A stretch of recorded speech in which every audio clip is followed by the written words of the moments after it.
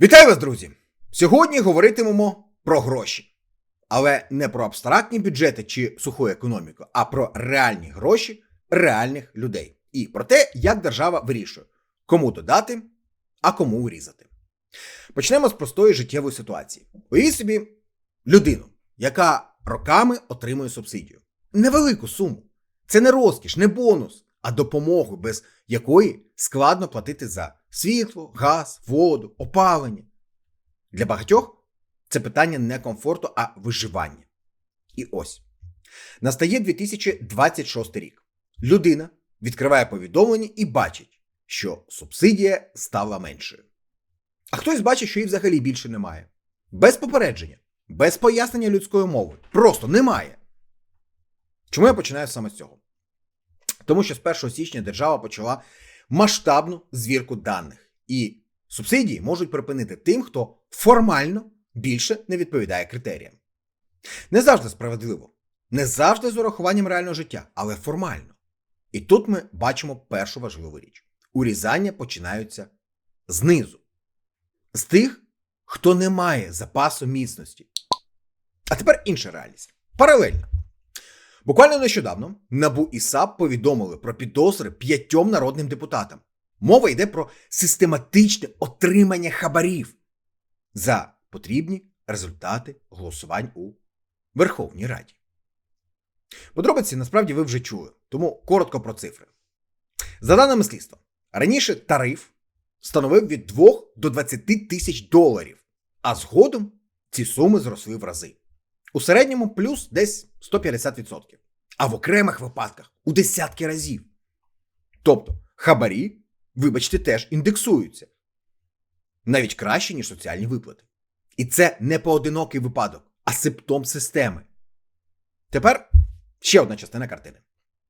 За даними «Економічної правди», з початку 2024 року і до осені 2025 середня зарплата чиновників в Україні зросла на 55%.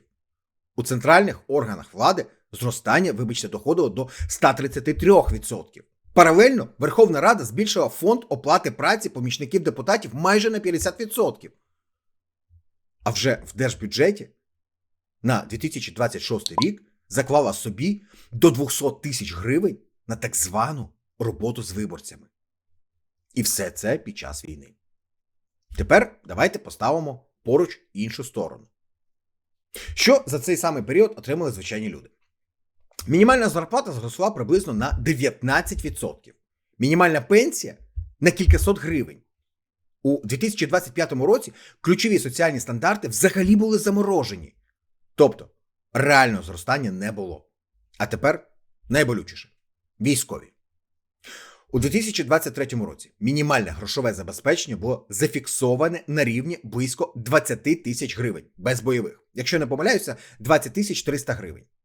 У 2024 році без змін. У 2025 році також нуль зростання. Друзі, нуль. Повний нуль. Людям, які щодня ризикують життям, які тримають фронт, нічого. Ні індексації, ні компенсації інфляції. Чи потрібні тут взагалі якісь емоції? Пенсіонерам – крихти. Людям із субсидіями – перевірки і урізання. Військовим – нуль. Чиновникам – плюс десятки, а то й сотні відсотків. Депутатам – розширені фонди і надбавки. Корупції – нові ринкові тарифи. І на цьому фоні ми чуємо обіцянки. Мовляв, військовим піднімуть виплати в рази. Але за умови. За умови переходу на нові контракти. За умови нових зобов'язань. А скажіть, будь ласка, коли востаннє умови ставили депутатам чи чиновникам, перш ніж підняти їм зарплати? Чому вимоги завжди до тих, хто і так уже віддав максимум? І тут ми з вами підходимо до головного висновку. Проблема не лише в грошах. Проблема в пріоритетах.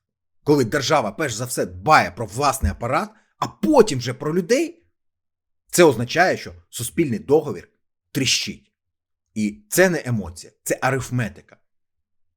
Якщо ви вважаєте, що такі речі потрібно обговорювати вголос, друзі, будь ласка, поставте вподобайку цьому відео, підпишіться на канал Newsroom і поділіться цим відео у соціальних мережах. Це важливо, бо мовчання найзручніше середовище для несправедливості. І наостанок. Напишіть, будь ласка, в коментарях, звідки ви дивитесь це відео. Місто, населений пункт чи будь-який куточок світу. Нам важливо бачити, де нас чують. Підсумок простий. Цифри не брешуть. Вони просто показують, хто для держави пріоритет. А хто, вибачте, витратив матеріал.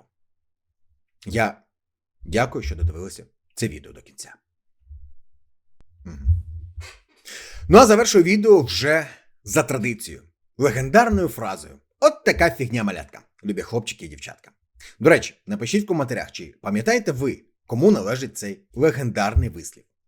Я щиро дякую всім вам за довіру нашому каналу. Не забудьте поставити вподобайку цьому відео. Нагадаю, що вподобайка – це отак от пальчик вгору. Підписатися на канал Newsroom, якщо ще цього досі не зробили. Ну і підтримати нас копійчиною. Пам'ятайте, друзі, малих донатів не буває. 10, 20, 50, 100, 200, 500 гривень. Повірте, кожна гривня має сенс. Всі реквізити є в описі до кожного нашого відео. Якщо вам не складно, ми були б дуже вдячні за поширення наших відео у соціальних мережах. Ну і традиційно. Слава Україні! Слава силам оборони! І пам'ятайте, що принесло вчора. Живіть сьогоденням і вірте в майбутнє. Своє та України. Нехай щастить, бережіть себе і побачимось тут, на Ньюзрумі.